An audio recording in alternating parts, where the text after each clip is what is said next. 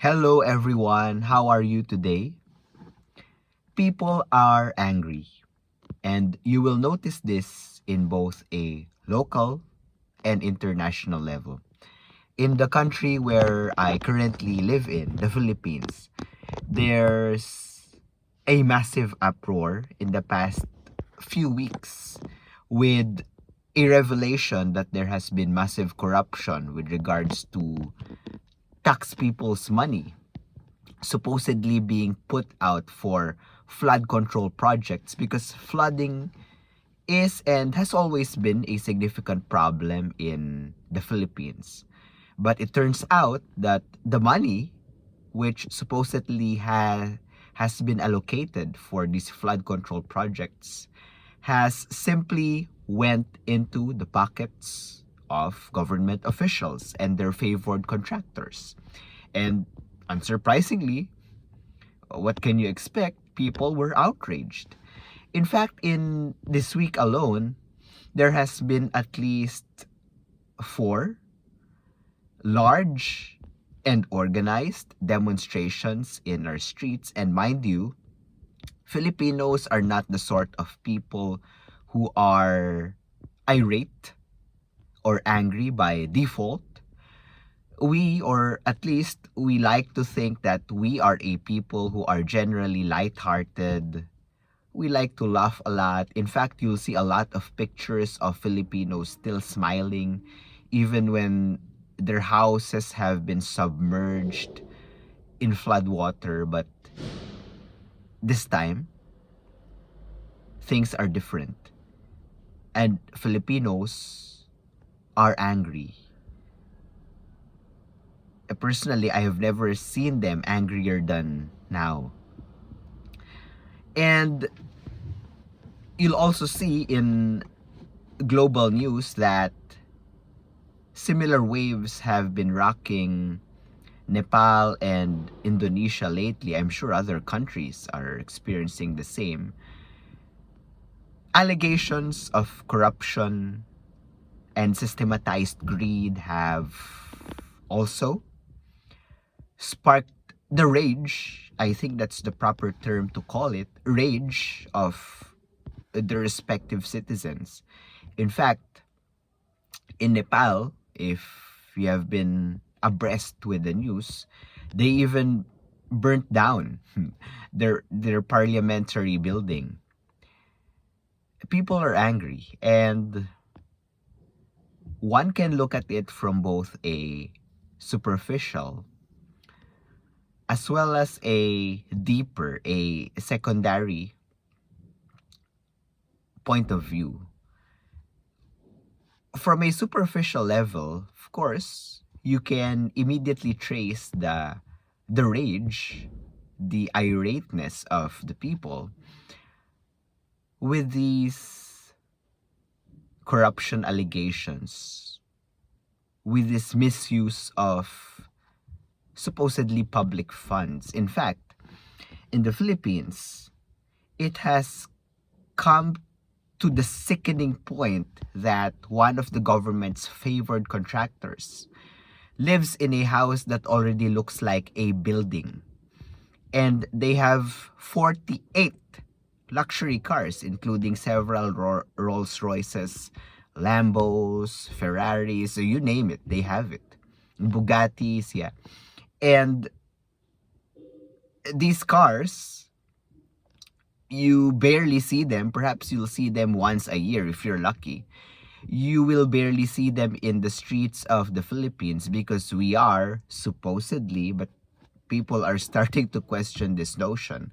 We are supposedly a poor, or at best a low middle income country, an LMIC. But some people are starting to argue that perhaps the Philippines is not really a nation in poverty, but simply a nation with severe wealth inequality and deliberate wealth disparity.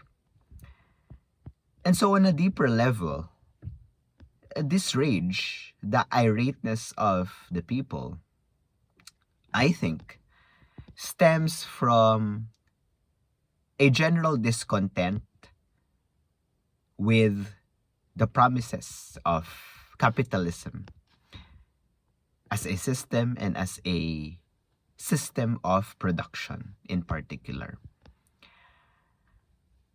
As kids, we have been taught that existing in a capitalist system of production, we have freedom of choice, we have freedom to work, freedom of labor. But as you grow older, and as has been magnified by and in recent times, these freedoms are illusory, because if you don't work in a capitalist society, then you will literally starve to death.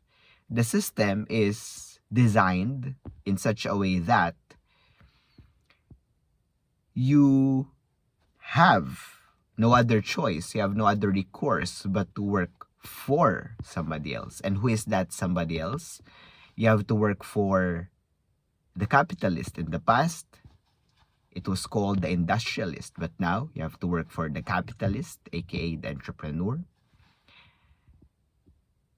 which magnifies and highlights a severe wealth inequality, a severe wealth disparity.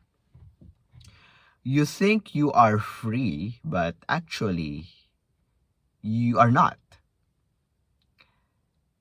And you think that you are earning a lot of money, but actually, you are still and always will be at the mercy of the powers that be, aka the capitalist.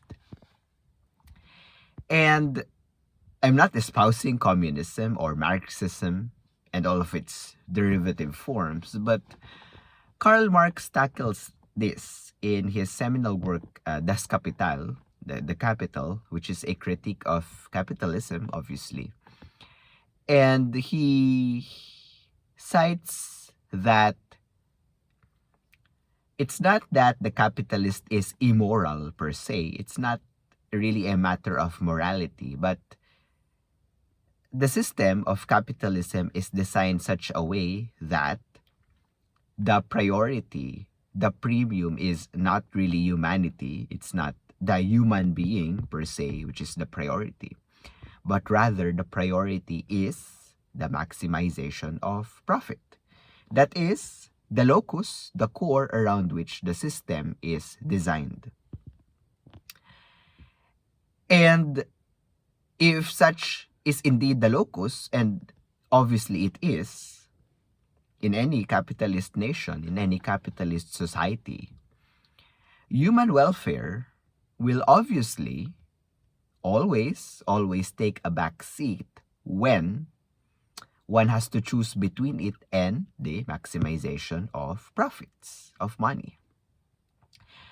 And so this recent uproar, this recent rage against this wealth disparity, this misuse of public funds, this corruption, this unabated greed, ultimately, I think what is at the heart of it is a discontent with the current workings of our society, our capitalist society, which has systematized and normalized this severe wealth disparity, this severe wealth gap.